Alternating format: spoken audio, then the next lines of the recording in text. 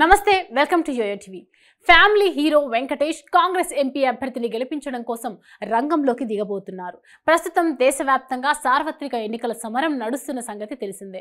ఇప్పటికే 2 విడతల పోలింగ్ జరగగా మే 13న 2 తెలుగు రాష్ట్రాలతో పాటు పలు రాష్ట్రాల్లో ఎన్నికలు జరగనున్నాయి. ఇక తెలంగాణ విషయానికి వస్తే 17 లోక్సభ స్థానాలతో పాటు కంటోన్మెంట్ అసెంబ్లీకి ఉప ఎన్నిక జరగనుంది. ప్రస్తుతం బరిలో నిల్చున్న అభ్యర్థులంతా తమ ప్రచారంతో హోరెత్తిస్తున్నారు. ఇక మొన్నటి వరకు ఎంతో ఉత్కంఠ రేపిన ఖమ్మం లోక్సభ స్థానానికి గాను కాంగ్రెస్ పార్టీ నుండి రామసహాయం రఘురామ్ రెడ్డి బరిలోకి దిగారు.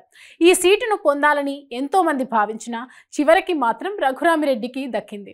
ఉమ్మడి వరంగల్ జిల్లాలోని మహబూబాబాద్ లోక్సభ స్థానం నుంచి రఘురామిరెడ్డి తండ్రి సురేందర్ రెడ్డి 4 సార్లు ఎంపీగా గెలిచారు. బలమైన రాజకీయ పలుకుబడితో పాటు ఆర్థికంగా కూడా బలవంతుడు కావడంతో రఘురామ్ రెడ్డి వైపు కాంగ్రెస్ పార్టీ మొగ్గు చూపింది. మంత్రి పొంగులేటి శ్రీనివాస్ రెడ్డి వియ్యంకుడే ఈ రఘురామిరెడ్డి. ప్రముఖ తెలుగు హీరో విక్టరీ వెంకటేష్ కూడా ఈయనకు వియ్యంకుడే. వెంకటేష్ కూతురు అశ్రుతను రఘురామరెడ్డి కొడుకు ఇవ్వడంతో ఇప్పుడు వియ్యంకుడి గెలుపు కోసం వెంకటేష్ రంగంలోకి దిగబోతున్నారు. మే 7న వెంకటేష్ రఘురామిరెడ్డి కోసం ప్రచారం చేయబోతున్నారు.